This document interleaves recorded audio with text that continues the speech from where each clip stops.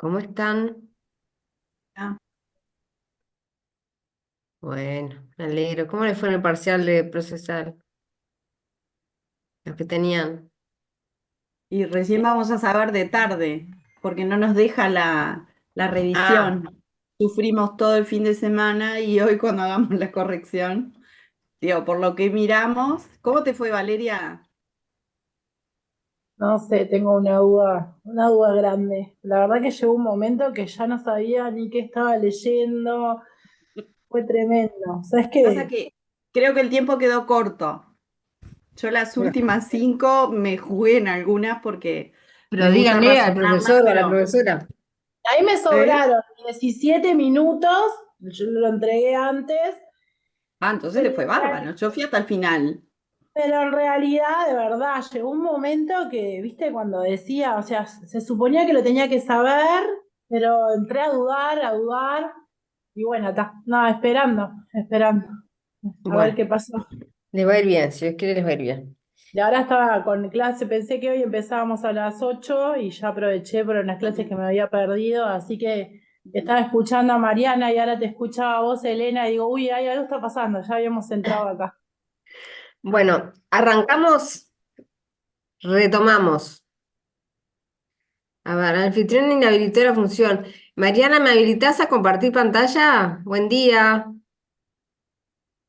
Porque si no, estamos en el horno. ¿Mariana? Mariana está ahí, creo que lo está haciendo. ¿Sí? Listo, quedó. Gracias. Voy a poner a grabar también. Dale.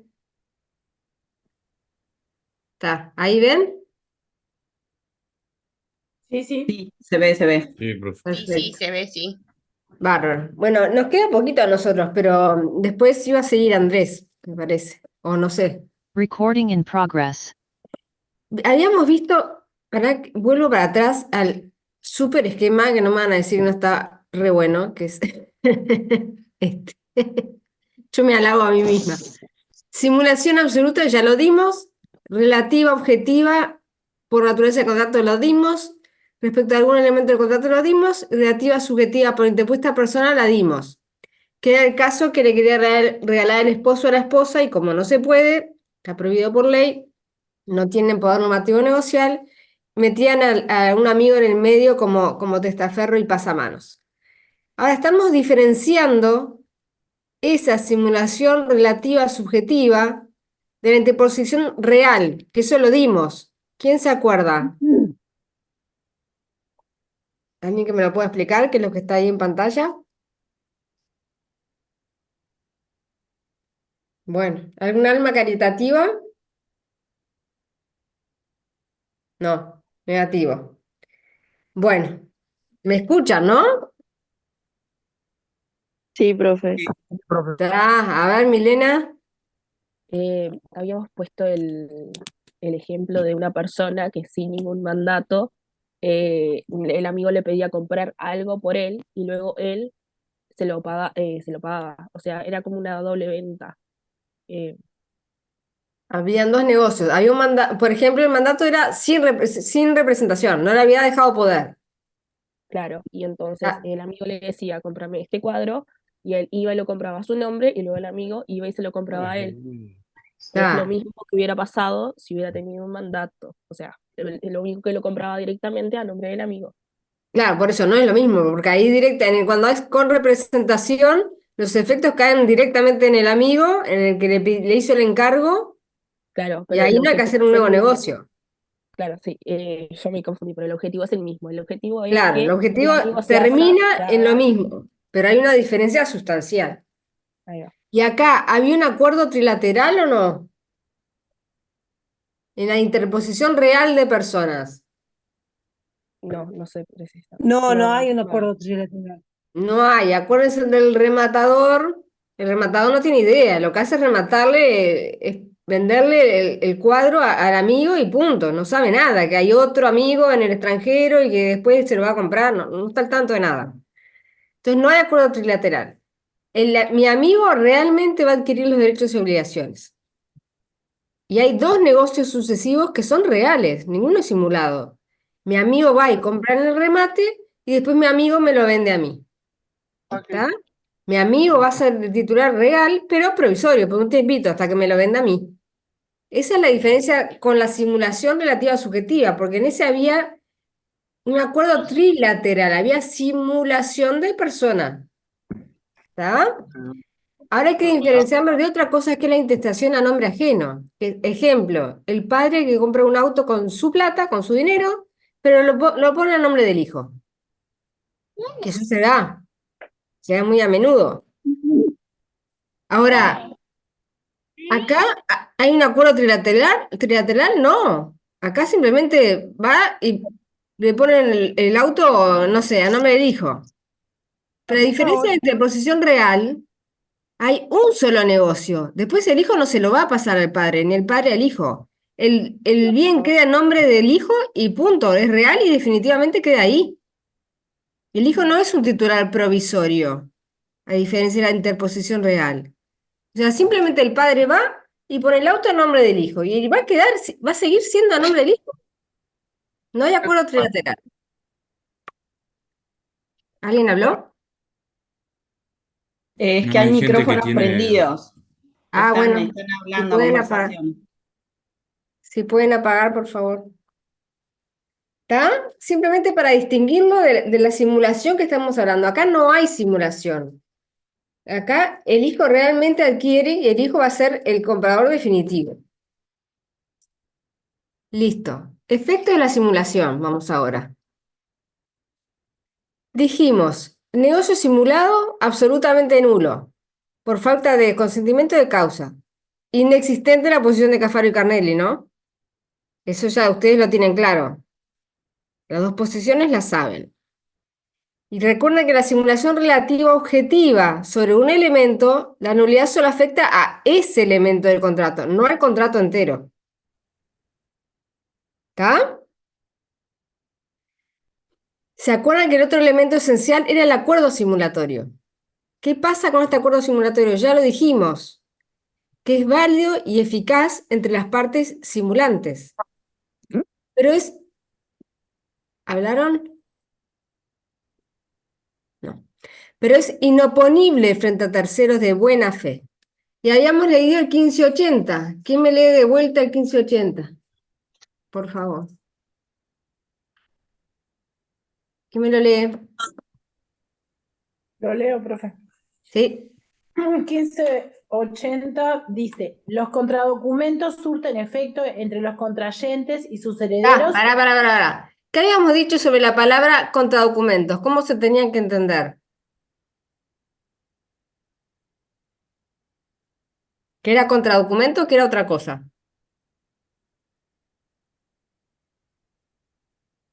¿Refiere al contradocumento? ¿Refiere a la servilleta del bar o refiere a la otra cosa?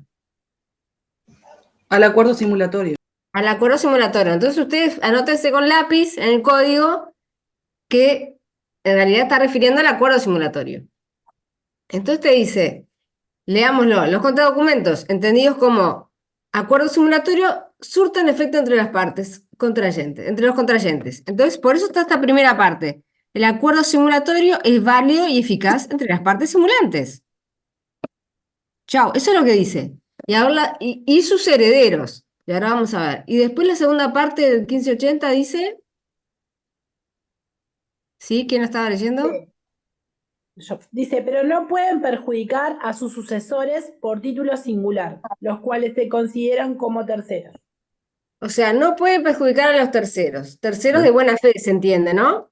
Y ese no pueden perjudicar, refiere a la inoponibilidad, concepto que ustedes también ya tienen. ¿Qué aparece así la? Si apagamos los micrófonos, a ver, el 1565, inciso 2, que lo vimos en sede de nulidad. 1565, inciso 2. Acuérdense que la acción simulatoria se entiende como una acción de nulidad, ¿no? Entonces, el 1565, inciso 2 dice, la nulidad judicialmente declarada da también acción reivindicatoria contra terceros poseedores. O sea que alcanza a los terceros, pero dice sin perjuicio de las excepciones legales. Este sin perjuicio, Gamarra lo interpreta como los casos de simulación. Cuando hay casos de simulación, esos terceros de buena fe no se ven afectados. A ver, ahora vamos a ir desmenuzando más eso, pero lo importante es el acuerdo simulatorio. Es válido y eficaz entre las partes que hicieron la simulación. ¿Está? Es Este un viene acuerdo. muy pajeado, vos. La verdad es que si pudieras ir un poquito más rápido. Che, el micrófono. Yo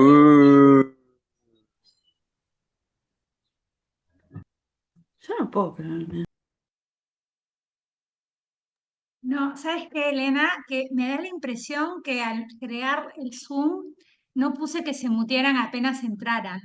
Creo que fue mi error, Y ¿sabes? en algunos entras y te mutea automáticamente y en otros tipo Sí, es raro. arrancas con el Hice mic todo abierto. como siempre lo hago, pero están como que cada vez que entran con el micrófono abierto, no sé por qué. Es la humedad, es la humedad.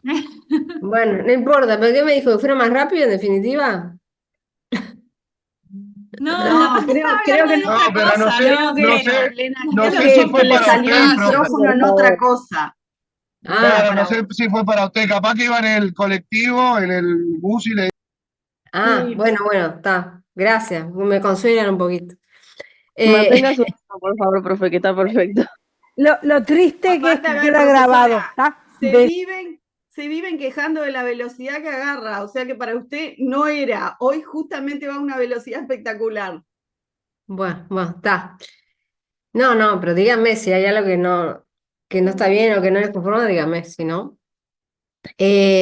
Acuerdo simulatorio entonces es válido y eficaz entre las partes simulantes. Es inoponible frente a terceros. Y acá puse, por eso, si A vende simuladamente a B y después B no le quiere devolver el bien a A, después que se soluciona el tema del embargo o prescribe la deuda que tenía, que por eso había vendido simuladamente yo, pero después mi amigo, flor de amigo, no me lo quiere devolver. ¿Está? Entonces ahí, ¿qué pasa? ¿Qué puedo hacer yo? Puedo iniciarle juicio a B para que se declare que esa venta que yo le hice fue simulada. Puedo hacerlo. Les puse, ojo, algunos jueces entienden, aplican el 1561 y dicen que las partes simulantes no pueden pedir la simulación. Pero he visto casos, pero sí, lo he visto aplicado. Entonces, el 1580 que leímos hace un ratito decía, interpretación, no refiere a la realidad, en realidad a contradocumentos, sino al acuerdo simulatorio. Es un tema de inoponibilidad y no de validez. El acuerdo simulatorio será inoponible a los terceros. Entonces hay que ver quiénes son partes y quiénes son terceros, como siempre, ¿no? Parte, está clarísimo que son las partes simulantes, ¿no? Las que terminaron el acuerdo simulatorio. Esas son las partes simulantes. O sea, en el caso que yo le vendía simuladamente a un amigo, somos mi amigo y yo. Y si es una simulación relativa subjetiva, caso del esposo que le vende a la mujer, pero a través de su amigo, ahí tienen que ser los tres. Los tres son las partes simulantes porque se precisaba un acuerdo trilateral. ¿Se acuerdan? ¿Sí? Sí, profe. Sí, Sí, sí. profe. Sí, Está. profe. Entonces las partes, los simulantes son partes, no hay duda. Y te dice el artículo 1580, también los herederos. Porque dice, los contradocumentos surten efecto entre las partes contrayentes y sus herederos. O sea, si yo me muero, mi hijo, que me va a heredar, también va a ser considerado parte en la simulación. Si mi amigo después no le devuelve la casa a mi hijo como heredero mío, mi hijo también va a poder iniciarle el juicio a mi amigo, diciendo, acá hago una simulación, la simulación que hizo mi madre. ¿Está? Salvo que, o al revés, si mi amigo fallece y quedan sus hijos, yo voy a poder iniciar el juicio a los hijos diciendo, mirá, la casa figura a nombre de tu padre, pero en realidad esa venta fue simulada, por lo cual no la vas a heredar. Voy a tener que hacerlo a través de un juicio, de una acción simulatoria, y voy a tener que probar que hubo una simulación. ¿Para qué? Para que esos herederos de mi amigo no lo hereden. Justamente, que no hereden mi casa. Porque la casa figura el nombre de mi amigo. Y los hijos no tienen por qué saber que la casa realmente es mía. Ah, perra, shh, Paquita. ¿Está? Pero cuando pasa a los herederos los efectos, pero siempre que no haya sido la simulación para perjudicar a uno de los herederos. Por ejemplo, se hace una venta simulada a uno de los hijos, tiene dos hijos, se lleva bien con uno, con el otro se lleva mal. El padre le hace una venta simulada a uno de los hijos, cuando realmente lo que quiso fue donar. Y después el padre fallece. Ahí qué va a decir, no, pará, acá la venta fue simulada, lo que realmente hubo fue una donación. Entonces, por más que yo soy el heredero de mi padre, como se hizo para perjudicarme a mí, al otro hijo con el cual no se llevaba muy bien, ese hijo perjudicado por esa simulación va a poder alegarla, va a poder decir, no, pará, acá en realidad no hubo compraventa. Mi hermano no le compró nada. La realidad es que mi padre le donó a mi hermano. Esa es la verdad. Entonces, hay que interpretarlo y hay que aplicar la normativa de la donación. Y se afectó la porción que yo tenía para heredar, la mínima legal, ahí voy a poder reclamar. ¿Está? ¿Quiénes son terceros? Partes ya entendimos. Los simulantes son los herederos, salvo que la simulación fuera en perjuicio de ellos. Terceros, los sucesores a título particular. Por ejemplo, yo le vendí a mi amigo simuladamente y mi amigo le vendió a X persona, a un tercero de buena fe. Ese es un tercero. El acuerdo simulatorio entre nosotros dos no se le va a poder oponer a él. No se le va a poder decir, no, yo no le voy a poder decir, ¿sabes qué? Lo que pasa es que mi amigo me compró, yo le vendí de manera simulada. Y el hombre de tercero de buena fe fue y lo compró a mi amigo. El problema lo va a tener que solucionar con mi amigo, que me cumplió el acuerdo simulatorio. Pero el tercero de buena fe que le compró a mi amigo, mi amigo figuraba en el registro como dueño de mi casa, no se va a ver perjudicado. Es un tercero. Y el 1580 te dice que el acuerdo simulatorio no puede ser oponible frente a ese tercero. También son terceros ¿quiénes? Los acreedores de los simulantes. Ahora les pregunto a ustedes, si ustedes son acreedores del enajenante simulante o enajenante simulado, ¿qué van a decir? ¿Qué les conviene decir? Y si son acreedores del adquirente simulado, ¿qué les conviene decir? ¿Qué les va a convenir a cada uno? Piensen. A ver, si soy el acreedor del que simula la venta, de la parte le voy a decir que se está insolventando para no pagarme. Y Vas si a soy decir que es una venta simulada. que es una venta simulada. Ya. Y si soy acreedor del que la posee simuladamente, Que la voy a compra. decir, exacto, voy a decir que es dueño para que me pague. Claro, Que no perfecto. hay Vas a decir, simulación. no, vas a Acá no hay tratar de simulación. pelear la realidad o sinceridad de ese negocio. Exacto. ¿Por qué? Porque con ese negocio, tu deudor Paga. adquirió un nuevo bien en su patrimonio, del cual tú te puedes cobrar. Porque si sos acreedor de mi amigo y le ingresa una casa en su patrimonio, vas y se la embargás. A vos te interesa cobrar. ¿Se entiende esto, Sí. chicos? ¿Todos entienden? Sí, profe. Bueno, muy bien. Está. Entonces, 1565, inciso 2, que lo leímos hace un ratito, decía que la nulidad absoluta declarada tiene efecto frente a terceros, pero dice, sin perjuicio de las excepciones legales. Entonces, ¿cómo se interpreta ese sin perjuicio de las excepciones legales? Y ahí hay distintas posiciones que las vimos ya cuando se dio nulidad. Ya las vimos, acá simplemente estamos repasando para que liguen una cosa y relacionen una cosa con la otra. Posición de Gamarra. Entiende que esa expresión sin perjuicio de las excepciones legales alude a los casos de simulación. A esto, a lo que estamos dando en la clase de hoy. Por eso, dice Gamarra, los terceros de buena fe no se ven afectados. La simulación es una excepción a la regla de la nulidad, porque como regla, en la nulidad los terceros sí se veían afectados, porque lo dice el 1565, inciso 2. Pero con esta expresión, sin perjuicio de las excepciones legales, dice Gamarra, acá está refiriendo a la simulación. En los casos de simulación, esos terceros de buena fe no se van a ver afectados, por lo cual no le vas a poder sacar el bien que le compró al adquirente simulado. Si el tercero de buena fe le compró al adquirente simulado, no se lo vas a poder sacar. La ley legitima la adquisición a non domino, se dice. ¿Por qué? Porque el que vende, mi amigo no era un dueño real, no era propietario real, era un propietario simulado. Y sin embargo, la ley protege a ese tercero, que compra del que no era un verdadero dueño. ¿Hasta acá vamos en la posición de Gamarra? Sí, profe. ¿Sí? Bueno, y tenemos después la posición de Cafaro de Carnelli, perdón. Sí, Cafaro y Carnelli. Te dicen, no, esta expresión en realidad se aplica a los casos de inexistencia del contrato. ¿Cuándo era que el contrato no existía? Se consideraba inexistente. ¿Se acuerdan? Cuando vimos presupuestos, elementos, requisitos. Cuando no ¿Eh? cumplía con los presupuestos de existencia, ¿Cuáles eran los presupuestos de existencia? el poder normativo y la capacidad jurídica. Poder normativo negociar, perfecto. Y sí, bárbaro. Y a ver quién levantó la mano ahí. Álvarez, no. Sí, sí, iba a decir eso en realidad.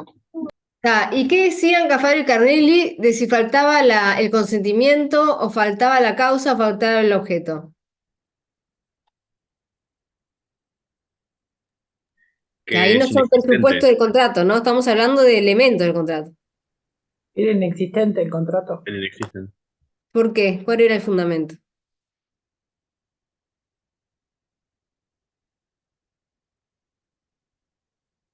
Cri, cri. El 1560, ¿se acuerdan que regula los casos de nulidad absoluta? Miren cómo está todo vinculado, ¿no? No se pueden olvidar de un tema porque está vinculado con el otro. El 1560 regula los casos de nulidad absoluta. Te dice la nulidad producida por un objeto o causa ilícita y la producida por la omisión de algún requisito de formalidad. Y te dice también, da lugar a nulidad absoluta, te dice también los contratos celebrados por incapaces absolutos. Pero el artículo dice, te dice algo de qué pasa cuando, no solo cuando la causa y el objeto son ilícitos, sino cuando directamente no hay causa, cuando directamente no hay objeto, o cuando directamente no hay consentimiento. Acuérdense los casos de error obstáculo, creo que era el 1271, cuando uno pensaba que compraba y el otro pensaba que donaba. Uno pensaba que era comprar esto, otro pensaba que era donación. O uno pensaba que se vendía el jarrón de la izquierda y el otro jarrón de la derecha. Ahí decíamos directamente no hay consentimiento. No es un vicio el consentimiento. No es un perdón, un error vicio. Es un error obstáculo. Directamente obsta la formación del consentimiento, obsta la formación del contrato. Entonces, en esos casos de falta de causa, falta de objeto y falta de consentimiento, ¿qué decían Cafaro y Carnelli?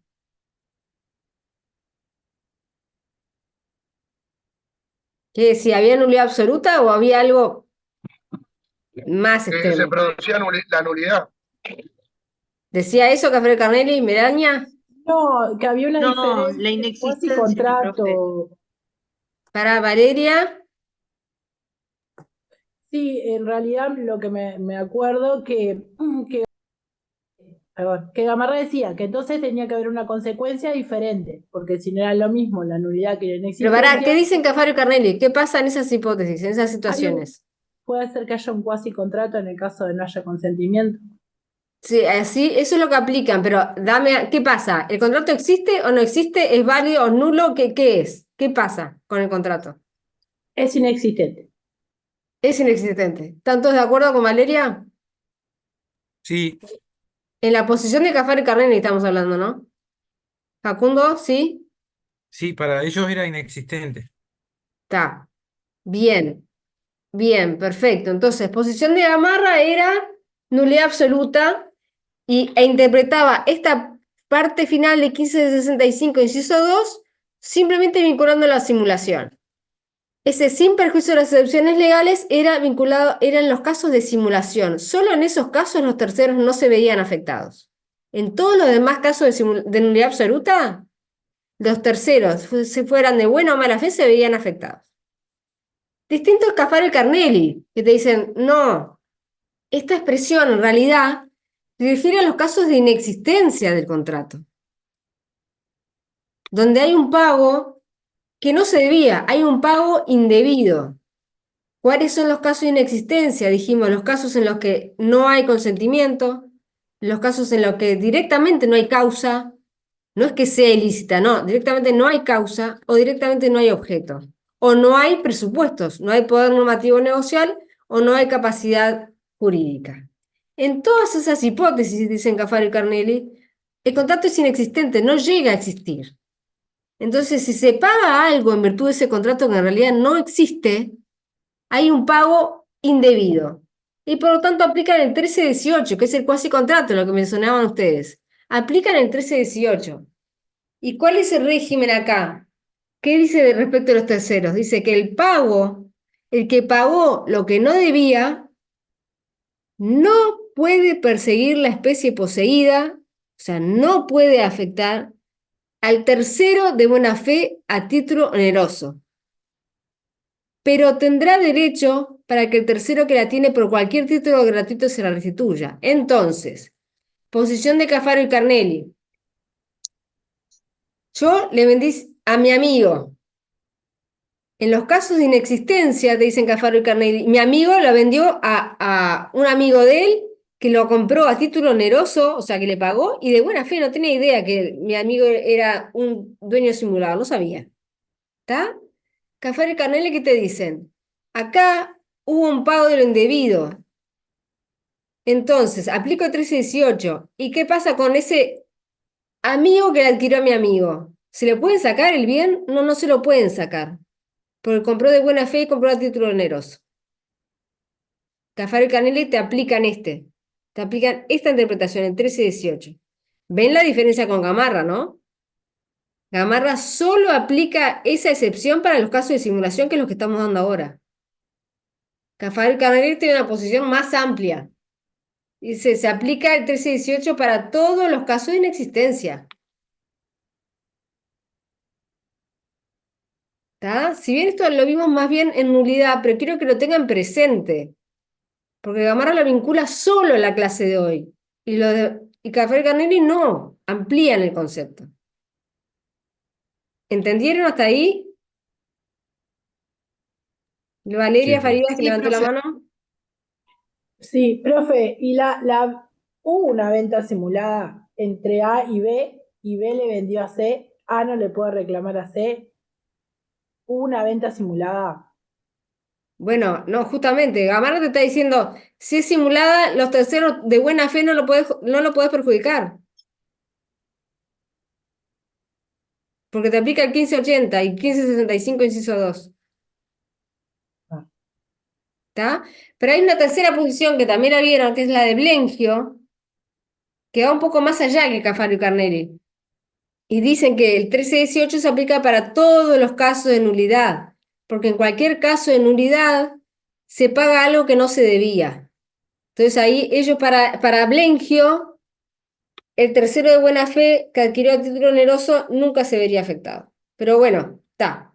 Tengan en cuenta, chicos, que este 1565, inciso 2, esta parte final, sin perjuicio de las excepciones legales, se interpreta de diferente manera. Gamarra la asocia simplemente a la simulación y te dice que en todos los casos de simulación, los terceros que adquirieron de buena fe del adquirente simulado no se van a ver afectados. O sea, no le vas a poder sacar, yo no voy a poder ir contra ese tercero que le adquirió a mi amigo y decirle, no, ¿sabes qué? Mi amigo era un dueño simulado. En realidad la dueña seguía siendo yo, así que tú devolverme el bien. No, no lo voy a poder hacer. ¿Tá? No lo voy a poder hacer. Tendré que arreglarme con mi amigo y reclamarle a él. Pero el bien se lo queda al tercero.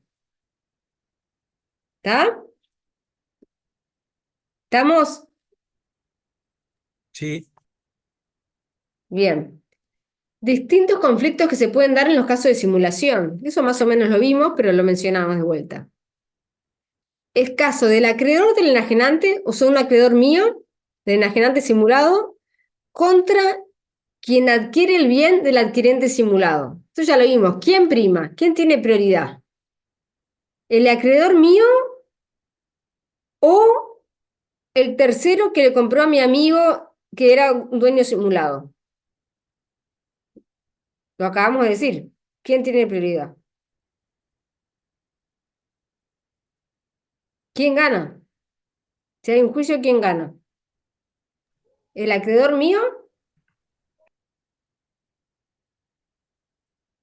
o el adquirente? ¿Qué dice el 1580? ¿Qué prima el tercero? Que prima el tercero. Prima el adquirente si estaba de buena fe. ¿Está? Eso está resuelto. Pero ahora vamos a otro caso. Caso de un acreedor mío, enajenante simulado, contra un acreedor del adquirente simulado. Como dijimos, mi acreedor va a querer decir que es nula la venta. El acreedor del que compró simuladamente va a querer decir que es válida. ¿Qué pasa entre ellos dos? ¿Quién prima entre ellos dos? Porque ninguno de los dos actuó de mala fe, ninguno de los dos tiene nada que ver, y los dos se ven, ya sea que le des el brazo derecho a uno o al otro, perjudicás a uno o a otro. ¿No? ¿Se ve la posición, la dificultad que hay? Acreedor de uno y acreedor de otro. ¿A quién beneficiamos? Entonces ahí tenemos a Verdaguer que distingue. A ver, sí, ¿quién quería hablar? ¿Facundo? Al primero que inscribieron al registro. Bueno, ahí lo viste ahí, perfecto. Lo que te dice Verdaguer es, bueno, si se trata de bienes registrables, por ejemplo, un embargo, hay que darle prioridad al que inscribió primero. ¿Está? Ahora, si no se trata de bienes registrables, dice Verdaguer, el 1580 solo refiere a terceros subadquirentes de buena fe. Y en el caso de los acreedores, no son adquirentes de buena fe, son acreedores, es eso. Entonces, ese caso no está regulado por el 1580. Y ahí te dice Verdaguer, bueno, apliquemos lo razonable, che, acá estamos hablando de una venta simulada, de una venta que no fue real. Entonces, si bien es verdad, los dos acreedores son terceros y ninguno de los dos tuvo nada que ver, y si tenemos que resolver, vamos a resolver dándole primacía a la realidad. O sea que la venta fue simulada. Entonces, si fue simulada, el bien queda en el patrimonio del enajenante simulado y por lo tanto, ¿a quién se va a beneficiar en definitiva? Al acreedor del enajenante simulado, porque la venta no fue real. Realmente el bien no salió del patrimonio del deudor. Esos son los conflictos que se pueden dar en la práctica que ustedes pueden llegar a ver. ¿Sí? Si van a ser acreedor de uno o si van a ser acreedor del otro, tienen que tener esto claro. ¿Sí? Y vamos a la parte casi final, que es la prueba de simulación. Hay dos puntos acá. Primer tema de la prueba de la simulación son los medios de prueba admisibles. Y acá tenemos que ver el 1596 y el 1605, inciso 2. El 1596 dice, no será admisible a las partes la prueba de testigos para acreditar una cosa diferente del contenido de los instrumentos. Y 1605, por otro lado, te dice, en los casos en que la ley rechaza la prueba testimonial, no tienen lugar las presunciones judiciales, a no ser que el acto sea atacado por causa de fraude o dolo. Entonces, a ver, estamos en una compraventa simulada, ¿no? Yo le vendí simuladamente a mi amigo. Mi amigo después no me quiere devolver el bien. Nosotros somos las partes, simulantes. ¿Está claro? ¿No? Sí, profe. Sí, profe. Por el 1596, si aplicamos el 1596, ¿qué te dice?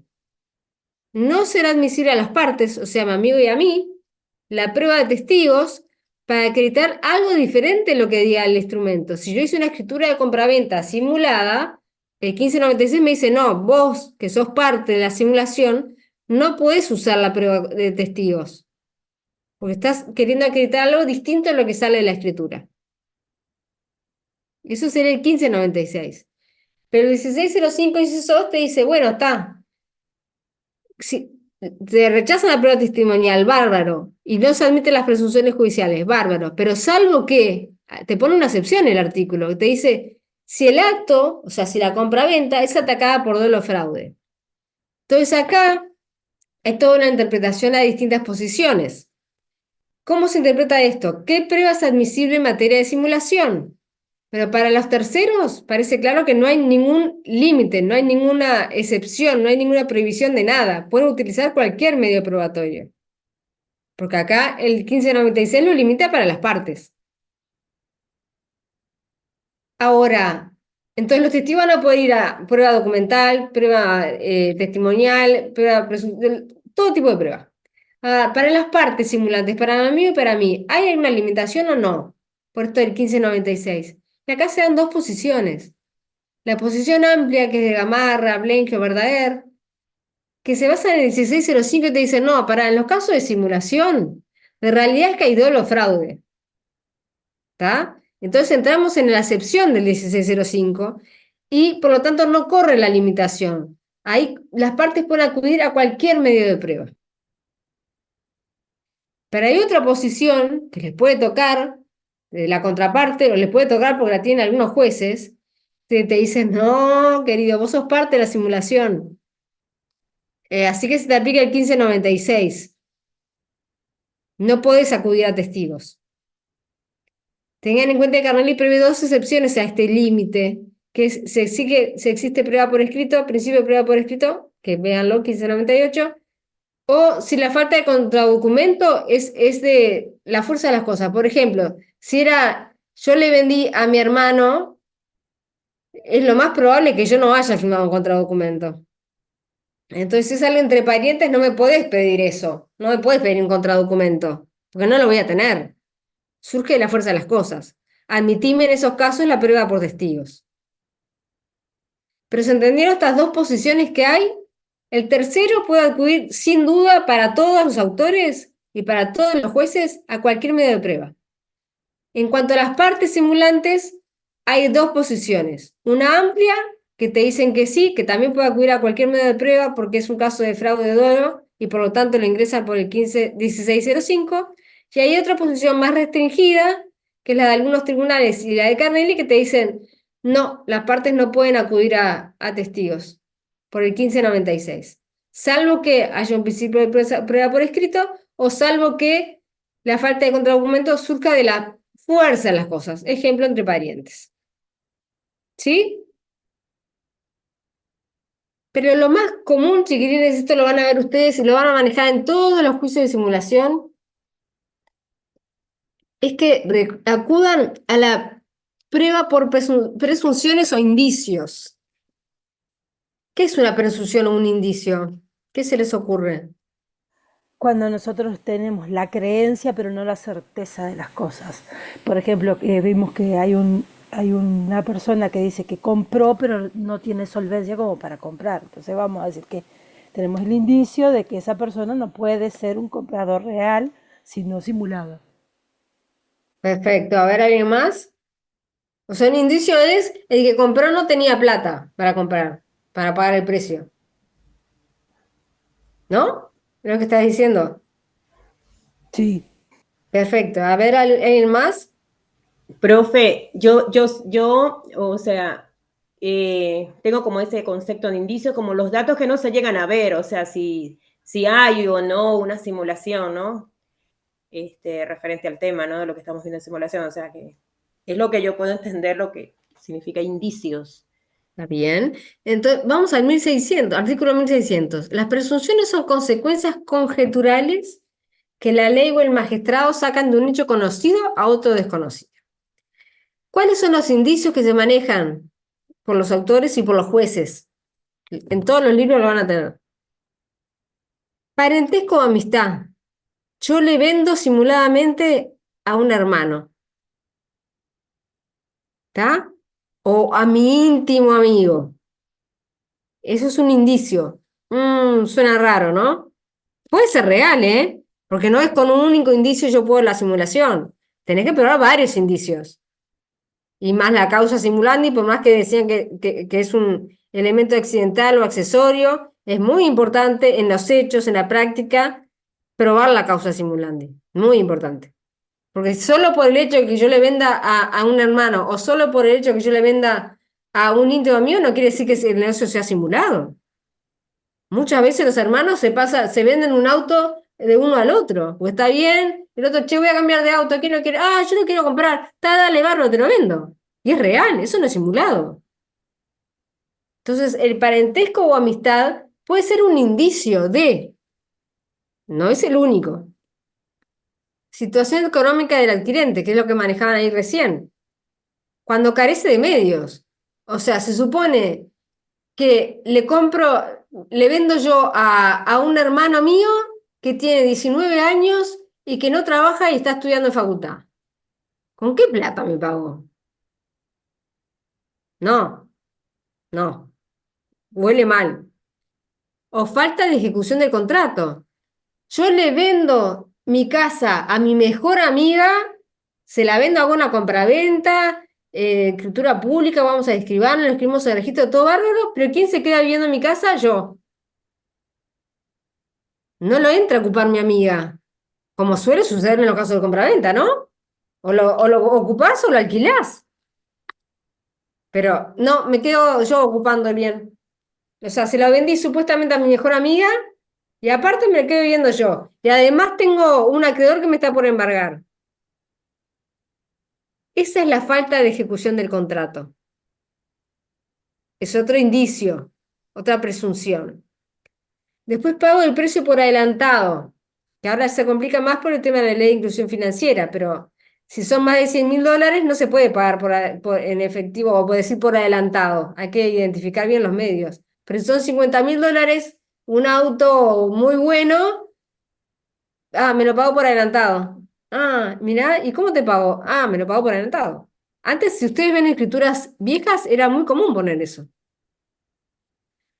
U otro indicio de presunción, precio vil, que es un precio muy bajo. Yo qué sé, fulano, alguien tiene una casa que vale, no sé, $250.000 y la vende simuladamente a un amigo a $80.000. Olfatea mal también. Otro indicio de presunción, renuncia a pedir la información registral. Cuando de la escritura te surge, las partes renuncian al derecho a pedir la información registral. ¿Qué es lo normal? ¿Qué es lo diligente? Que se pida esa información para no comprar algo embargado o hipotecado, ¿no? Es lo lógico. Ahora, cuando renuncian, olfatea mal. Después la naturaleza y cantidad de los bienes enajenados. Si vendés uno es una cosa, si vendés todos tus bienes es otra. Pero se ve que hay que analizar todo esto en el contexto y analizarlos en conjunto. Con un solo indicio no va a bastar. ¿Sí? ¿Lo ven esto? Chicos, pues esto es lo que van a ver en la práctica, ¿eh? Como actores, como reclamantes y como demandados. Si son Sí, actores profe. van a tener que probar estos indicios. Si son demandados van a tener que decir que no se dan los indicios. ¿Se entiende? Sí, sí, profe. Dora.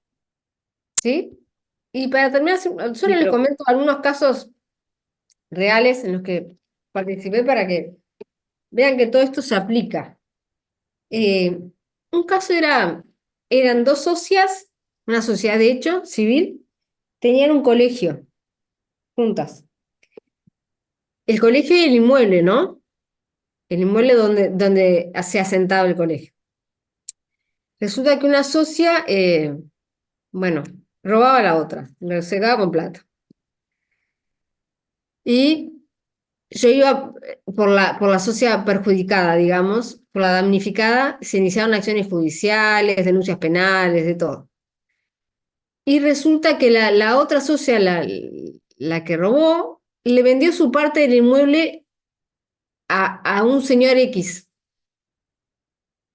¿Nosotros qué iniciamos? Acción simulatoria. Y otra cosa que quiero que tengan claro, normalmente se inicia la acción simulatoria acumulada a la acción pauliana.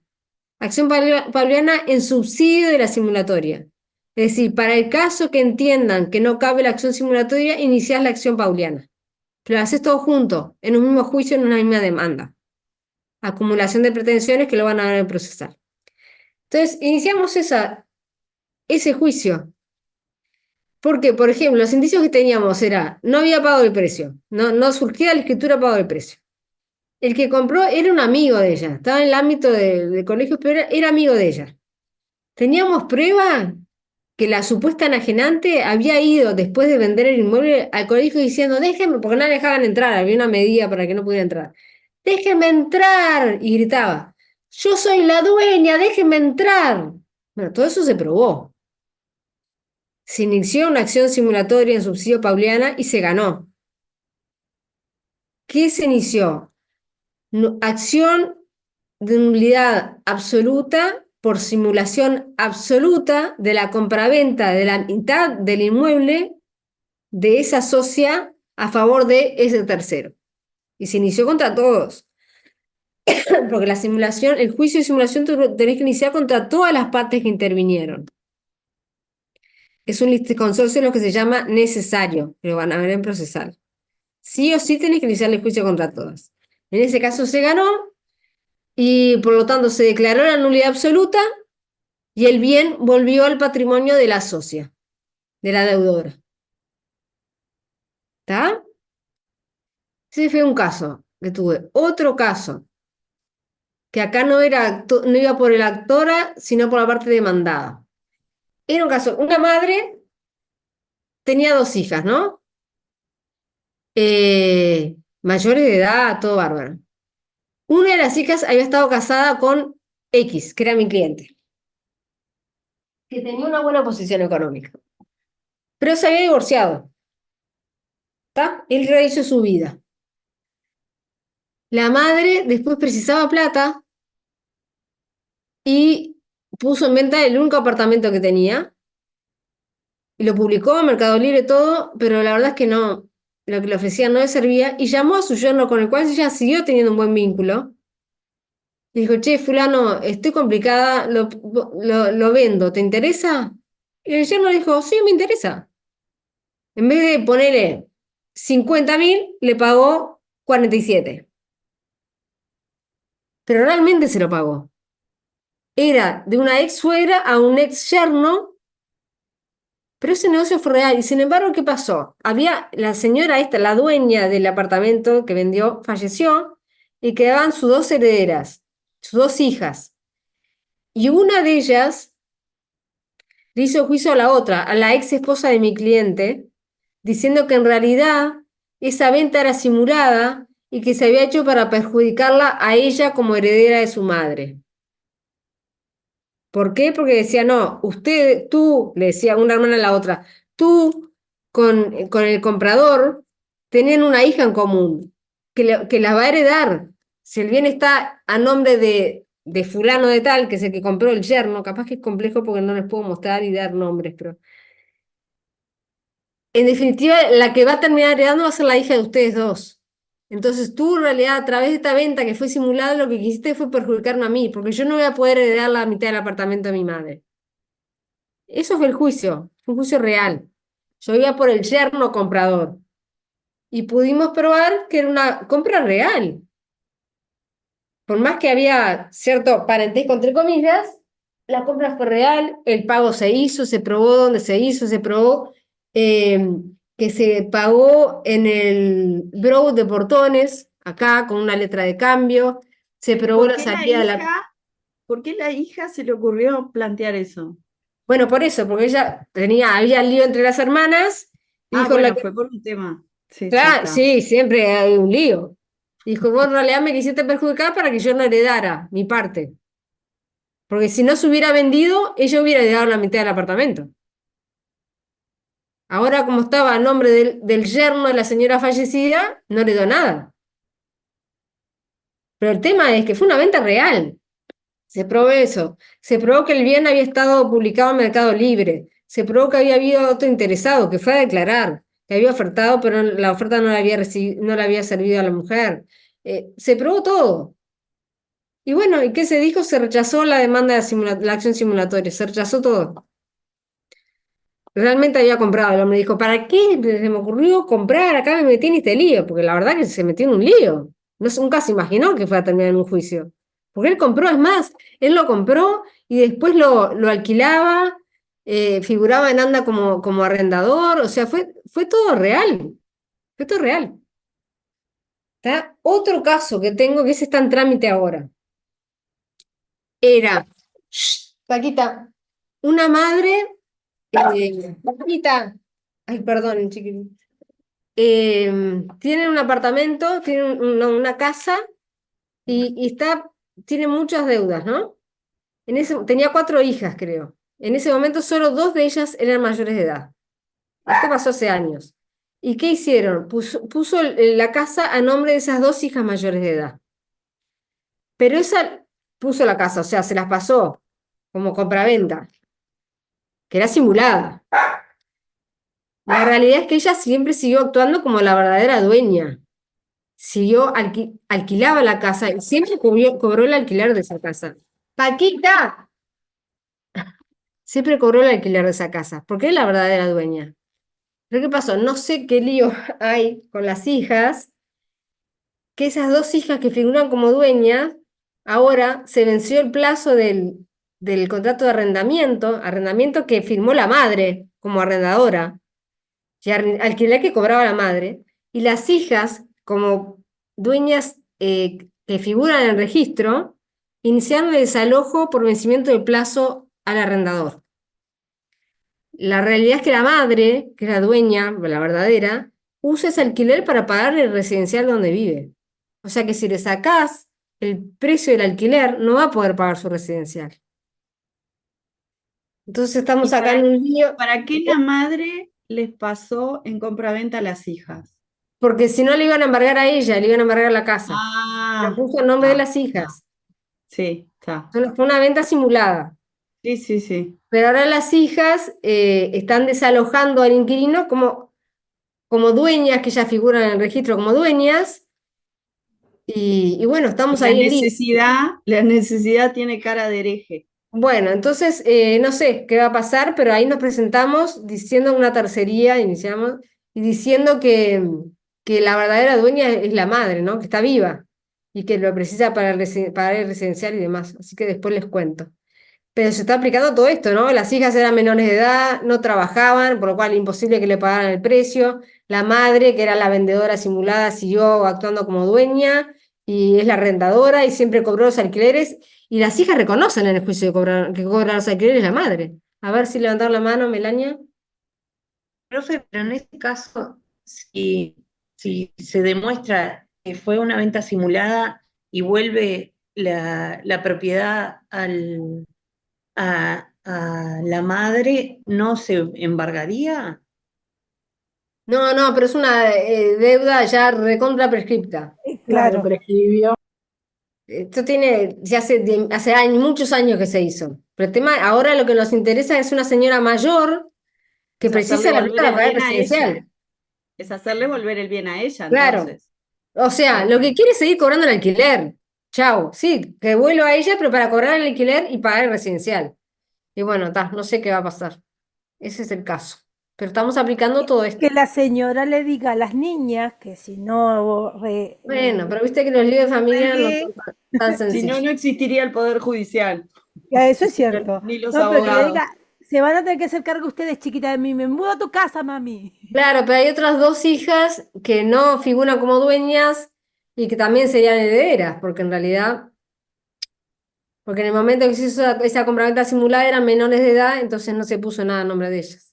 Está, bueno, todo un problema que Y las no dos sé qué va a pasar. herederas que quedaron afuera pueden denunciarle de que las están perjudicando también. Claro, bueno, pero ahora la perjudicada ahora es la madre, que está viva y quiere seguir cobrando el alquiler de su casa para pagar su residencial. Profe, y en ese caso, ¿se pueden entablar dos juicios sobre el mismo objeto? O sea, sobre esa venta simulada que podrían ser las hijas, esas dos que eran menores que ahora son No, porque las perjudicadas, hijas ¿no? todavía no tienen derecho, van a tener derecho el día que fallezca la madre como herederas, todavía no son. Y en ese caso, ahí sí también podría apelar a que esa venta fuese simulada si en este caso no saliera antes de que la señora Bueno, no, pero falleciera. acá lo inició la madre. Si la madre no hubiera iniciado Sí. nada, el día de mañana las otras hermanas pueden decir, no, esta venta de mi madre a mis dos hermanas fue simulada y por lo tanto en realidad el bien era de mi madre y por lo tanto heredamos todos. Acá corre eso de que no se puede sobre el mismo objeto dos veces. Si acá se determina el juez que no fue simulada, estas hijas en el futuro Bueno, no es un pueden... tema de cosas jugadas, es un tema más Por complejo ahí. eso. Ah, Sí, ok. más complejo. Pero, yo quería que vieran casos reales. Acá terminamos con simulación. ¿Les quedó el tema? Profe, Sí, tengo a una mí me... consulta. Sí, yo también. ¿Sí? Si en ese caso, en el último caso que nos contó, ¿es la única forma que hay? Si vos tenés un hijo y por algún motivo le querés dejar eso, querés que firme él o lo que sea, ¿es la única forma que hay de hacerlo así? O sea, una simulación. No, puede hacer una donación. Lo que pasa es que la donación está sujeta a la acción de reducción por donaciones inoficiosas que le van a haber sucesiones. Está. Y en el caso, Podés o sea, en hacer el caso testamento que dijo también. recién, si van y ellos dicen, bueno, no, era menor, no tenía plata para pagar, o sea, no hay forma que lo haya comprado. No hay forma también de decir, bueno, yo que se lo di en algún momento de su vida, cuando ella tenga plata, tenga la posibilidad, me lo va a empezar a pagar, Ah, bueno, o pero eso ahí no estás sirve. hablando todo un tema de prueba. Y no es lo que Pero hay surge. La forma de compraventa hacerlo o no se surge, puede. de la compraventa surge como que ellas pagaron. Está. Y la realidad es que no pagaron. A ver, ¿alguien más que levantó? Ahora, no se puede instrumentar, digo, en eso que planteó ¿Cómo se la enganchan con los compañera. casos, eh? ¿Cómo? ¿Cómo se enganchan con los casos? No, yo Dale. porque lo tuve o sea, lo viví yo. Mis Sí, padres compraron un bien, éramos 4 hermanas, que en realidad éramos menores de edad, y lo sí. que hicieron fue comprarlo a nombre de nosotras, pero capaz que ahí al haber puesto el usufructo es que cambia. Ah, Usufructo de bueno, por vida ahí ya para está. ellos. Sí, eso es Ahí que sí se puede. sí, está. Pero eso hay que ver la situación particular, caso por caso. No les puedo dar una solución general. El tema del usufructo también hay un tema de simulación, puede ser, porque te dejo la nuda propiedad, pero me quedo con el usufructo, también puede ser un indicio más. Te quedas con el usufructo vos y en realidad después que falleces queda todo a nombre del comprador simulado. O sea, está. Pero me interesaba que lo vieran, lo bajaran a tierra y que vieran casos reales de esto. María Marichal, Ay, perdón, perdón. ¿está? Bueno, con esto yo doy por terminado el tema simulación.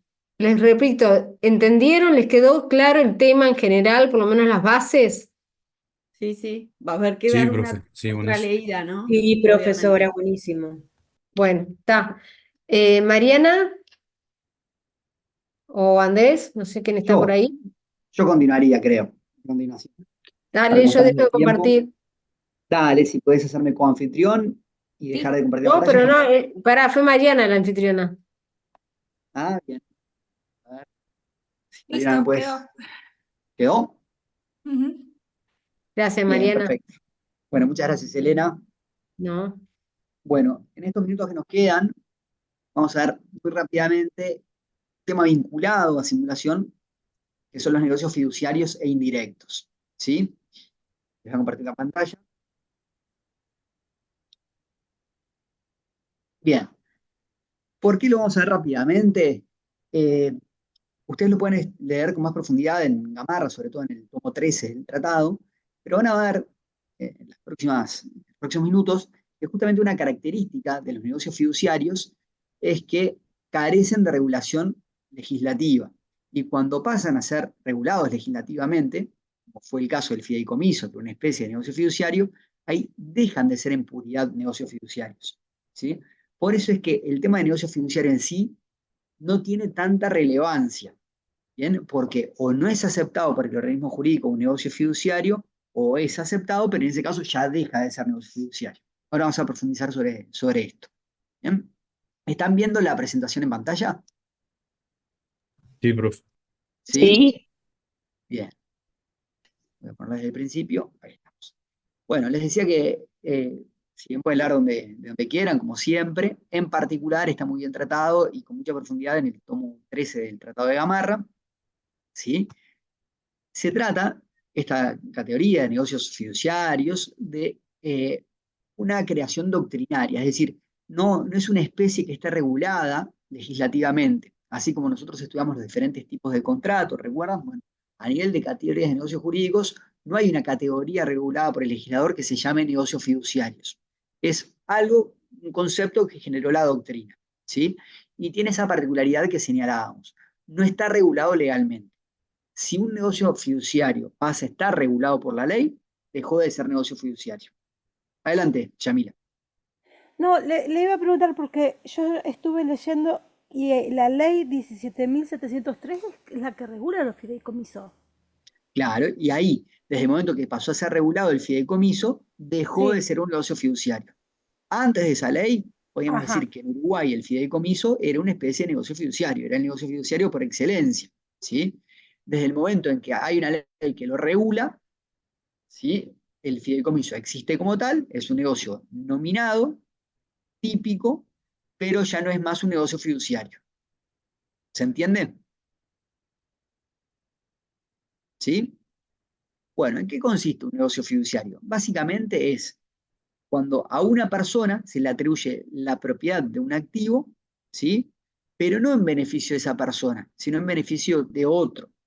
Imagínense, yo soy dueño de un inmueble, le transfiero esa propiedad a otra persona, yo que soy quien transfiero me llamo fideicomitente, ¿sí? Quien lo recibe es el agente fiduciario, pero los beneficios que va a generar ese activo ya no son a favor de quien recibió ese bien, como sería un caso típico de la propiedad. Quien adquiere un bien normalmente recibe los beneficios que ese bien reporta a futuro. Sin embargo, acá no va a ser esa persona quien va a recibir esos beneficios, sino va a ser un tercero, a quien llamamos beneficiario. ¿Entienden la situación, la particularidad que tiene? Sí, ¿Sí? Y la segunda nota importante, un carácter de los negocios fiduciarios es que se hace negocio con efecto real, por ejemplo, la transferencia del dominio de un bien, pero ese negocio real es acompañado por un efecto obligacional. Quien recibe el bien no puede hacer lo que quiere con el bien. ¿Se acuerdan que una de las características del derecho de dominio era el ius frutendi, abutendi y utendi? ¿Sí? Es decir, que podría utilizar, abusar del bien y quedarse con los frutos. Bueno, eso se ve limitado en los negocios fiduciarios porque quien recibe el bien, el fiduciario, asume una obligación. Tiene que con ese bien hacer algo determinado, se obliga a eso. Entonces, esos efectos típicos de adquirir un bien, los efectos reales, se ven neutralizados, se ven contrastados por las obligaciones que asume esa persona. Por ejemplo, yo le transfiero mi propiedad a Jorge, pero para que Jorge lo arriende y el producto, los arrendamientos, el precio del arrendamiento que percibe, se lo dé a María. ¿Sí? El derecho típico de la propiedad que tendrá Jorge al ser dueño de ese bien se ve contrarrestado porque los beneficios no se los queda a él, sino que está obligado a dárselos a María. Adelante, Galarraga. Una pregunta, en ese ¿Sí? negocio, entonces, al principio hay tres personas. Sí. Está el fiduciario, el Fideicomitente, beneficiario que es el que transfiere la propiedad. y el promitente. Son tres. Fiduciario, que es quien la recibe y tiene que cumplir la Sí, obligación. Y el beneficiario, que es el quien es recibe el los que recibe. beneficios. Está. ¿Sí? Bien. ¿Hasta acá estamos bien? Bien. Las clases. Hay básicamente dos clases de negocios fiduciarios. La fiducia cum amico y la fiducia cum creditore. ¿Sí? Empecemos por la segunda, que es más sencilla.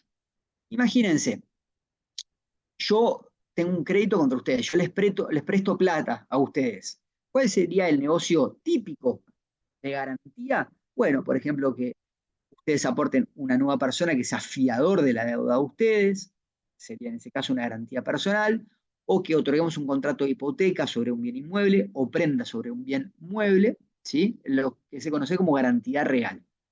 Entonces, si ustedes no me paguen, pagan, yo puedo ejecutar esa garantía y sacar a remate el inmueble en el caso de la hipoteca, sacar a remate el bien mueble en el caso de la prenda, o reclamarle al fiador en el caso de la fianza. ¿Sí? Sin embargo, acá se hace algo diferente en este negocio fiduciario de la fiducia cum creditore. ¿Qué se hace? Se le transfiere al acreedor la propiedad, pero no para que se la quede, no con el interés de que se lo quede definitivamente, sino con el interés de que eso obre como garantía. ¿Sí?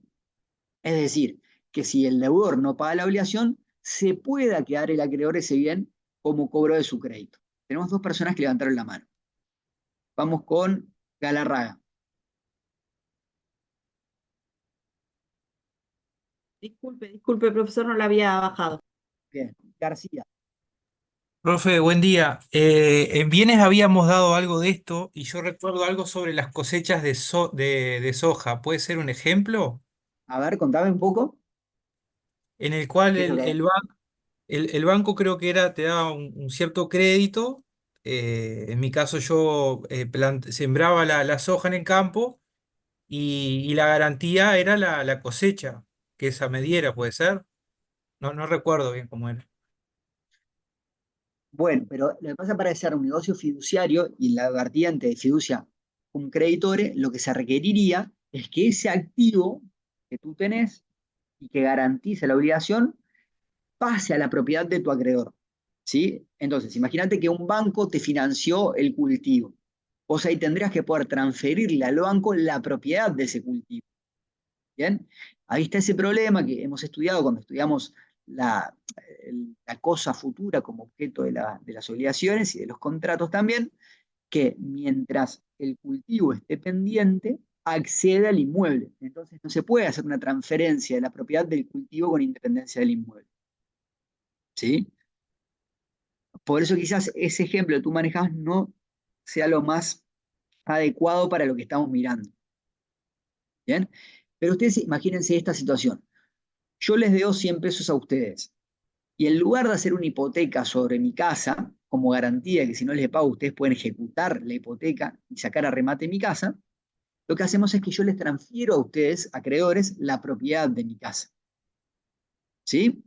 ¿Se entiende? Pero ese negocio real, en ese negocio con efecto real, que es la transferencia de la propiedad, va acompañado con un efecto obligacional. Ustedes se obligan, en caso de que yo cumpla la obligación, restituirme la propiedad de mi casa. ¿Sí? Transferirme nuevamente a mí esa propiedad. Esa obligación de parte de ustedes, transferir la propiedad, es algo que no es típico, no es propio del negocio de compraventa en sí. ¿Sí? Se le agrega este efecto obligacional que neutraliza el efecto real de esa compraventa. ¿Sí? ¿Se entiende? ¿Sí o no? Sí, profesor. Bien. profesor. Ahora veamos la segunda clase de negocio fiduciario, que es la fiducia cum amico. Acá también se produce una transferencia de la propiedad a favor de otro sujeto. Y de nuevo aquí se halla presente que quien recibe el bien no lo puede utilizar libremente como cualquier como cualquier adquisición, sino que tiene que cumplir cierta obligación. En este caso, esa transferencia ya no es para garantizar una deuda, sino para realizar algo que puede ser interés, ya sea del fiduciante, es decir, de quien transfirió la propiedad, o de un tercero. Imagínense, yo me voy a ir a viajar por el mundo muchos años, ¿sí? Y tengo un inmueble. Podría perfectamente hacer un poder a favor de una administración para que en mi ausencia arriende ese inmueble y que el producto, lo que obtenga de alquileres, me los deposite en mi cuenta. ¿Sí? Sin embargo, quiero que las facultades que tenga ese administrador sean aún más fuertes, que no se encuentren limitados. Ustedes saben que el mandato tiene ciertos límites, el mandatario no puede actuar más allá de lo que el mandato le dice. Entonces, para prever situaciones que quizás no se nos están ocurriendo ahora, le digo, mirá, como confío en vos, administrador, porque sos mi amigo, en vez de darte un mandato, te transfiero la propiedad. ¿Sí? Sí, para que vos la arriendes y me deposites los alquileres. Pero a su vez, si el día de mañana, no sé, hay que hacer una obra y no tenemos plata suficiente, bueno, que puedas hipotecar esa propiedad, o sea, que puedas hacer cosas propias de un propietario, que como mandatario no podrías. Entonces te doy, en vez de un mandato, te transfiero la propiedad. Pero esa transferencia de la propiedad va acompañada con la obligación que asume ese ente fiduciario de utilizar esa propiedad en beneficio mío, ¿sí? Arrendarla, darme los alquileres a mí, ¿sí? Y a su vez, el día que yo se lo exija, transferirme de nuevo la propiedad. Por ejemplo, cuando yo vuelva a mi viaje. Del mismo modo, podríamos utilizar este esquema para que los beneficios, el interés no sea del propio fiduciante, sino de un tercero.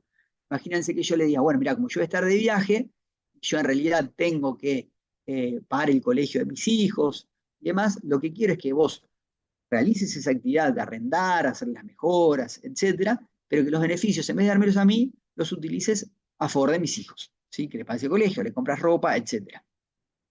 Bien. Como ustedes comprenden, tanto la fiducia cum amico como la fiducia cum creditore, la transferencia de la propiedad no ocurre, como en la mayoría de los casos, en forma típica, sino que va acompañada con una obligación de hacer algo determinado por quien recibe esa propiedad, lo cual limita el efecto típico de ser propietario. Y a su vez, esto sucede en base a que hay una relación de confianza entre el fideicomitente, el que transmite esa propiedad, y quien la recibe. ¿Sí? Perdón, fideicomitente, dije que el fideicomiso, el fiduciante y el fiduciario. ¿Bien? Adelante, Galarraga. Esta sería la figura jurídica que se utiliza en los fideicomisos que se hacen en los negocios, por ejemplo, de ganado o de capitalización. Exactamente, con la particularidad de que desde el momento que nosotros en Uruguay tenemos una ley del fideicomiso, el fideicomiso en sí ya dejó de ser un negocio fiduciario, por más que responda a la misma estructura. ¿Por qué dejó de serlo? Porque por definición el negocio fiduciario no puede estar regulado legislativamente.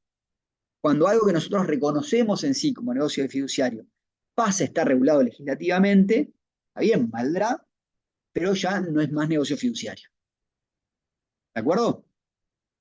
¿Hasta acá bien? Seguimos. Veamos ahora el negocio indirecto, que es una especie similar al negocio fiduciario, pero diferente. ¿Sí? Acá me quedó mal escrito, efectivamente. ¿Qué sucede en el negocio indirecto? En este caso, las partes realizan el negocio, realmente lo quieren, ¿sí? Lo cual nos separa de la simulación. Vamos a poner un ejemplo que les permite entender todo esto de mejor manera. Imagínense que ustedes quieren seguir un fin determinado, ¿sí? Pero en lugar de utilizar el negocio típico para ese fin, utilizan un negocio distinto. Y el fin del negocio que utilizan normalmente es otro, ¿sí? Si el negocio que ustedes utilizan no lo quieren, y simplemente es una fachada, ahí estamos en el caso de una simulación, ¿sí? Lo que querían era algo diferente. Acá el negocio indirecto es distinto a la simulación. Acá sí realmente quieren el negocio que utilizan. Sí realmente persiguen los fines típicos de ese negocio. Pero, y acá está la vuelta de tuerca, a esos fines típicos del negocio que utilizan, le agregan otros fines más que están persiguiendo, que no son los fines típicos del negocio. ¿Se entiende? ¿Sí? Bien. Veamos algunos ejemplos que les va a permitir comprender mejor el tema. Primero, compra-venta con fines de garantía. ¿Sí? Ustedes, si lo utilizan como negocio indirecto, si realmente quieren venderle al otro la propiedad, ¿sí? No es que están simulando una venta, pero en realidad lo que quieren es solamente garantizar, pero además de venderle la propiedad, quieren garantizar un crédito. ¿Sí? Por ejemplo, esto sucede en algunas especies que dicen aquí, por ejemplo, una compra-venta en la cual se pacta bajo su condición suspensiva, ¿sí? El incumplimiento de una obligación determinada. Es decir, yo te vendo a vos mi propiedad, pero condicionado a que no se cumpla determinada obligación. ¿Sí? Es una condición suspensiva. Es decir, hasta tanto se verifique el incumplimiento, no se hace efectiva la exigibilidad del cumplimiento de la obligación de transferir el dominio. ¿Se entiende? Aquí realmente las partes quieren la compraventa, pero además de ese interés persiguen un segundo interés, que es que además esa venta funcione como garantía. ¿sí? Si se verifica, como digo en pantalla, la condición, el acreedor, ¿sí? El que tenía derecho a percibir ese crédito, al cual el otro estaba obligado, deviene en comprador, ¿sí? ¿Bien? Ustedes no han estudiado aún el pacto comisorio, lo van a estudiar el año que viene cuando vean contratos, pero ya van a ver que esta estructura que nosotros estamos persiguiendo por este camino, en realidad el derecho lo prevé bajo otro instituto, que es simplemente un pacto comisorio. ¿Bien? Esa es una característica de los negocios indirectos, que es que se busca alcanzar un fin determinado por un mecanismo indirecto, cuando en realidad el ordenamiento prevé un mecanismo directo, distinto, para alcanzar ese fin. Sin embargo, por alguna razón, cualquiera sea ella, las partes, en vez de perseguir el camino directo, prefieren ir por el camino indirecto. ¿Bien? Tanto los negocios fiduciarios como los indirectos, ¿sí? Son negocios queridos por las partes, son reales. Y esto dijimos que es lo que los separa de los negocios simulados. Acá también me quedó mal escrito. ¿Bien? ¿Sí? Andrés, ¿Sí? preguntan sobre si el fiduciario tiene que tener un poder para poder actuar. No necesariamente. ¿Bien? ¿Hasta acá cómo venimos? ¿Alguna duda? ¿No? También preguntan en el chat si ¿Sí? hay que pagarle un salario al fiduciario. Podrá ser o no, no necesariamente. ¿Bien? Veamos otro ejemplo de negocio indirecto. Una compraventa con pacto de retroventa. El pacto de retroventa también lo van a estudiar ustedes el año que viene cuando vean compraventa. Y ahí van a ver que es posible incluir en una compraventa una cláusula donde las partes se obligan a futuro retrotraer esa venta. Es decir, Juan le vende una casa a Pedro, pero en el contrato de compraventa se establece que en 6 meses Pedro le venderá de nuevo la casa a Juan. ¿Sí? Eso se llama pacto de retroventa. Bien, este negocio de compraventa con pacto de retroventa, ¿sí? También puede perseguir a vía indirecta el objetivo de garantizar un crédito. ¿Sí? Imagínense que lo que sucede es que Juan le pide prestada la plata a Pedro y en lugar de hacer un negocio mutuo, ¿sí? Con garantía hipotecaria sobre el bien de Juan, lo que hacen las partes es que Juan le venda la casa a Pedro, pero con la obligación de parte de Pedro de retrovender la propiedad, es decir, volverle a vender la casa a Juan en caso de que Juan pague su deuda. ¿Se entiende? Acá, a diferencia del caso anterior, no es que la compraventa queda suspendida sus efectos bajo una condición suspensiva hasta tanto se verifique el incumplimiento, sino que acá ya se hacen efectivos los efectos, se hacen exigibles, se produce la transferencia de la propiedad, nada más que en caso de que sí cumpla Juan el pago de su deuda, Pedro tendrá que volverle a vender la propiedad. ¿Se entiende? ¿Y por qué en este caso también lo caracterizamos como negocio indirecto? Porque la vía directa a hacer todo esto sería un contrato de hipoteca, no un negocio de compraventa con pacto de retroventa. ¿Sí? Ustedes pueden Consulta, decir, sí, ¿por adelante. qué? ¿Cuál es la razón por la cual no se elige el negocio de hacer una hipoteca? Bueno, el legislador no impone una razón. Es decir, acá las razones pueden ser múltiples y no interesa cuáles sean. Pero pongamos una para que puedan comprender. Imagínense que yo te voy a prestar plata a ti, a la raga, ¿sí? Y tú me decís, bueno, como garantía te puedo ofrecer mi casa. Si yo voy por la vía directa de hacer una compraventa con hipoteca, tú no me pagas, yo tengo que sacar a remate tu casa, ¿sí? Y en el remate yo puedo competir contra cualquier otra persona que esté interesada en el remate de compra de propiedad. ¿Bien? En cambio, si lo que hacemos es una compraventa con pacto de retroventa, si tú no me pagas, yo ya tengo en mi bolsillo la casa. No tengo que pasar el proceso de remate y demás. Sí, sería más sencillo y con menos gastos, se podría decir, y tener asegurado todo el dinero del préstamo. Bueno, lo de los gastos es relativo, porque eso va cambiando según la política tributaria. Actualmente no se paga un impuesto por el otorgamiento de hipotecas, más allá del impuesto a la renta que obtenga el acreedor por el cobro de su crédito, pero sí se pagan determinados impuestos por el otorgamiento de una compraventa, básicamente ITPE y IRPF. ¿Sí? Entonces, digamos que el aspecto tributario, en general los costos, quizás sean aún más caros en hacer una compraventa con pacto de retroventa, que además son dos compraventas, ¿sí? Doble pago de impuestos, que lo que sería una hipoteca. ¿Bien? Lo que sí permite es ganar en tiempos, porque no hay que atravesar el juicio de ejecución de la hipoteca y eliminar el riesgo de que el bien se lo termine quedando un tercero. ¿Sí? Sí, sí. Bien. Segunda pregunta. Ustedes dirán, bueno, ¿son válidos o son inválidos los negocios indirectos? Bien. Primer punto. Nosotros dijimos que los negocios fiduciarios necesariamente no estaban regulados por la ley, porque si están regulados en la ley, dejan de ser fiduciarios. ¿Sí? En el caso de los negocios indirectos, lo que tenemos es que hay una regulación legal, pero ese negocio que se utiliza con un fin indirecto está regulado por la ley con un fin distinto. ¿Sí? Acá, la realización de un negocio indirecto implica valerse un negocio directo establecido para hacer algo diferente. Bien, comprende la diferencia con el negocio fiduciario. Ahora, ese hacer algo diferente, ese fin que se percibe, puede hacer algo que no está permitido por la ley o hacer algo que sí está permitido por la ley. Si hacer ese negocio indirecto implica hacer algo que está permitido por la ley, bueno, será un negocio válido, eficaz, y no hay ningún problema de simulación, porque es un negocio realmente querido por las partes. ¿Sí? En cambio, si lo que se busca es hacer algo que está prohibido por la ley, ahí sí habrá un problema de validez de ese negocio. ¿Se entiende? Pero no necesariamente sucede eso en los negocios indirectos. ¿Bien? Veamos otro ejemplo. La cesión de crédito y depósito en garantía. ¿Sí?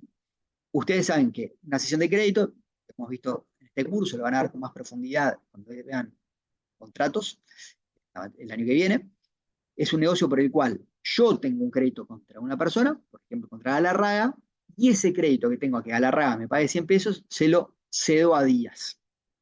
¿Sí?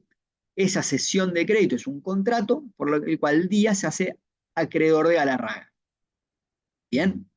¿Qué puede suceder? Que esa cesión que yo le hago de crédito a Galarraga no es con el fin de que, perdón, de mi crédito contra Galarraga, la cesión que le hago a Díaz, puede ser que no sea exclusivamente con el fin de que Díaz se haga dueño definitivamente de ese crédito y le pueda cobrar a Galarraga, sino para que yo le esté garantizando a Díaz que a su vez voy a yo cumplir otra obligación que tengo con él. ¿Se entiende? También este esquema lo podemos utilizar en la cesión de derechos hereditarios. ¿Sí? Es decir, yo soy heredero en la sucesión de mi padre, pero a su vez tengo una deuda con Díaz, y lo que hago es cederle a Díaz mis derechos hereditarios en la sucesión de mi padre, como garantía de que a su vez yo le voy a cumplir la deuda que tengo con Díaz. ¿Se entiende? Ahí está el fin directo, querido, que es que Díaz sea dueño, pero le estamos sumando un nuevo fin, nuevo objetivo, que es garantizar mi deuda. ¿Comprenden las diferentes opciones? Bien. Sí. Lo hemos visto rápido, teníamos pocos minutos y además, como digo, son temas que son secundarios dentro del curso, pero me interesaba no dejar de darlo, que tengan una visión.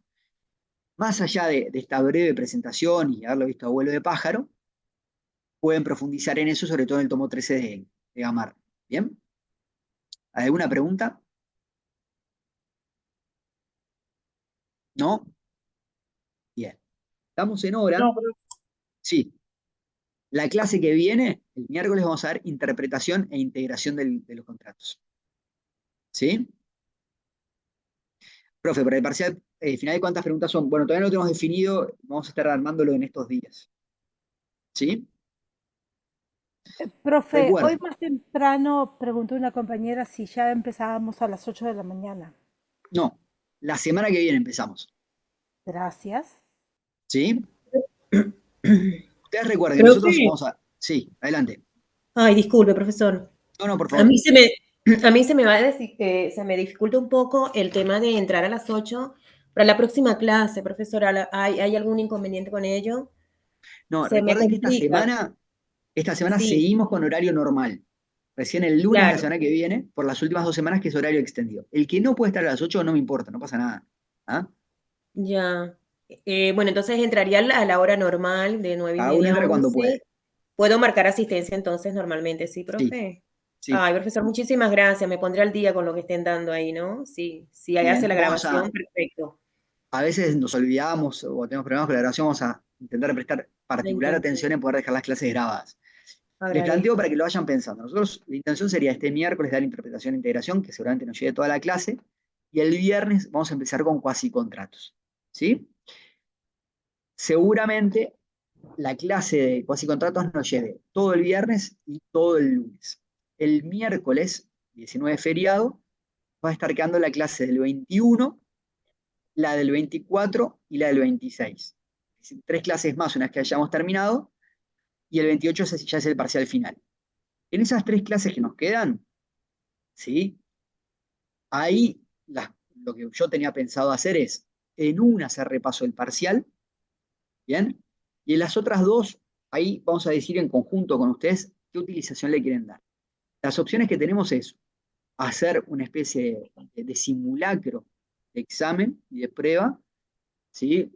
Tomando alguna prueba del año pasado, pero ustedes la hagan y vean dónde están parados, ¿bien?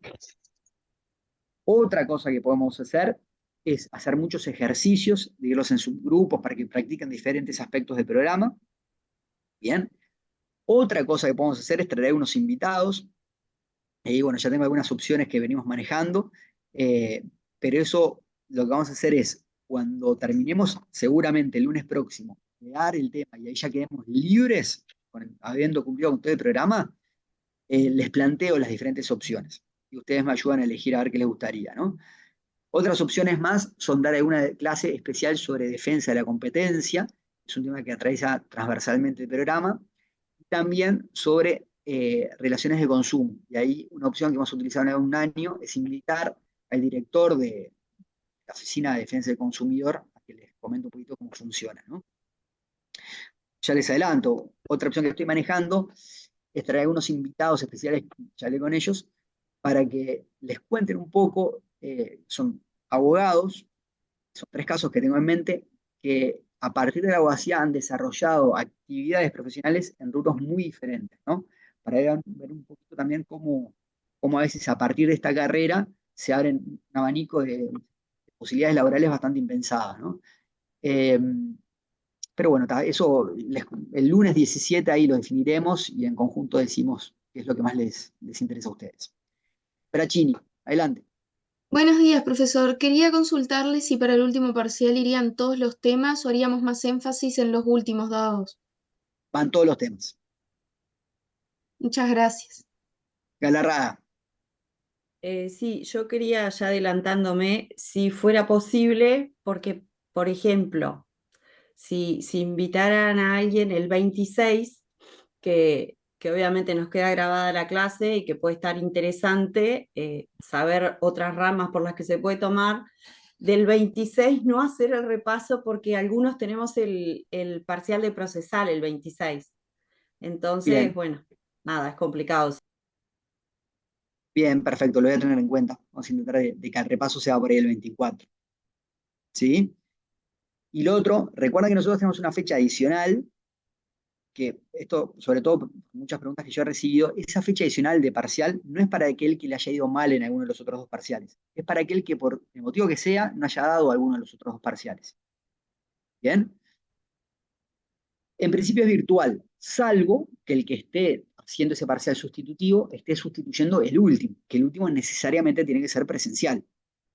Bien, entonces, yo seguramente en estos días les voy a decir, les voy a recordar el tema y les voy a pedir que aquel que vaya a sustituir el parcial por el final, me avise, porque respecto a esa persona, sí tenemos que coordinar para que lo haga en forma presencial. ¿Ah? Pero quiero ver si hay alguno que esté en esa situación o no. Lo ideal, obviamente, para todos es que puedan dar el final, que es obligatorio presencial, en la fecha establecida. ¿Sí? Es el 28 a las 9:30, salones 5, 7 y 8. ¿Bien? Bueno, dejamos por acá, seguimos el Profe, una miércoles con lo... consulta. Sí, adelante. ¿La división de los salones está decidida ya o nos dice más cerca del parcial? Básicamente lo que vamos a hacer son 5, 7 y 8, ¿no? Va a ser un tercio de la clase en cada salón y por orden alfabético. Por decir algo, de la A a la, no sé, tengo que ver, a la L en el salón 5, de la L a la R en el 7 y de la R al final en el 8. Después vemos bien cómo es la composición para armarlo. ¿Sí? Va.